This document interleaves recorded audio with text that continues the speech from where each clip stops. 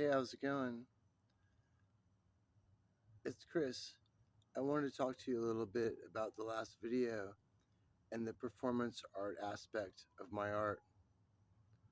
I know it seems really crazy to make something like that, and you might be wondering, what was he doing? Why did he do that? Is he crazy? Is he on drugs?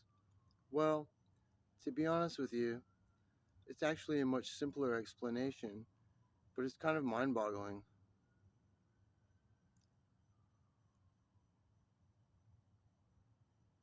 It's a style of performance art that's based on harsh noise music, um, kind of like WWF wrestler stuff, and just proving yourself. It doesn't really make a whole lot of sense, but I guess the genres would be like outsider, underground, inspirational, performance art, so on and so forth. But when you see those videos and you see strange stuff like that, it might not make sense to you, but it makes sense to me because I actually had a small part in pioneering the development of that art form here in Jacksonville, Florida, about 20 years ago. I'll be brief, but when I came here from Los Angeles, California, I saw some weird stuff there. And then as a teenager, I came here and I didn't see any of that here. And at some point or another, I said, wow, I could take some of these ideas and some of these concepts and things I saw in California and bring them to Florida. So inadvertently and accidentally, I started the first original wave of the what was to be called the noise music scene here in Jacksonville, Florida. So you see that performance, the last video,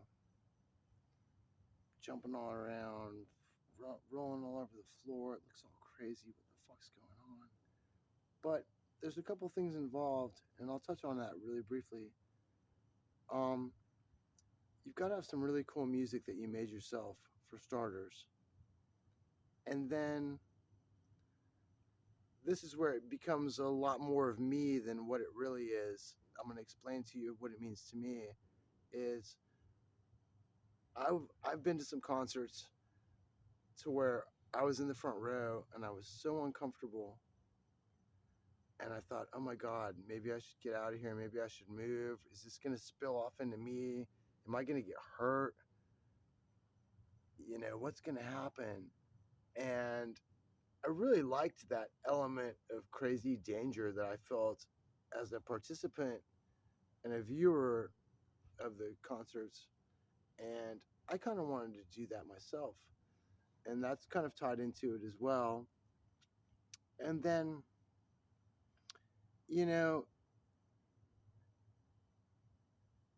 if you have like a gimmick or something that you can bring to it and add to it, it really adds a lot to it. I mean, it's like what you give is what you get, and what you get is what you give, and I try to give it my all. And I'll close on one last point. I think that when I was watching supernatural videos of people being possessed in African countries and voodoo and all this, I spoke with a few of the participants of the show that were alumni, and I said to them, I said, "Do you kind of let yourself go and like just let it overtake you and just see where it takes you?" And they said, "Yeah, I do." So I think we're all kind of on this vibe with this thing. And another strange part about it is I'm in so much pain right now because I totally got hurt, but it's all part of putting on that show and the danger element and spilling into the audience.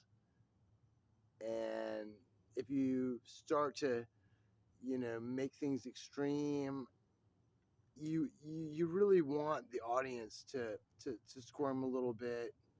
It's almost like a next level adaptation of what Alice Cooper's horror rock was. And then I saw a band that played two acts after me that made me feel uncomfortable. And I was like, oh my God, I feel really uncomfortable. Like, are these guys like harnessing the fucking presence of Satan, or why do I feel so uncomfortable? Like, is this guy gonna like just like freak out and fucking jump into the crowd and start beating people up? I mean, it's got that fucking terror Gigi Allen aspect to it, but it's very modern, and it very is an art form, and I would call it experimental, and I would call it avant-garde, noise, performance art.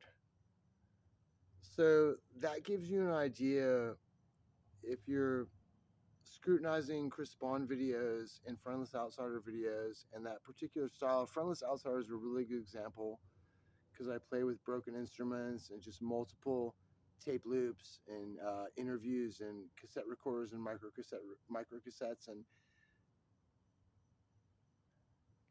uh, I know this seems kind of weird and kind of boring, but it just explains what I did in the previous video.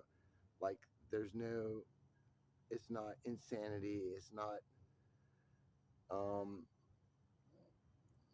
demonic possession or anything like that. It's just an art form. Like, I knew what I was doing, but you let yourself go. So it's so cool to like know what you're doing and let yourself go at the exact same time. And by the way, I'm filming my garden at night right now, and it's a beautiful night in Jacksonville, Florida. It's like 78 degrees. It feels great. Well, I hope you understand a little bit better what that video was about and my other performance art videos that I do, and just to know that it has nothing to do with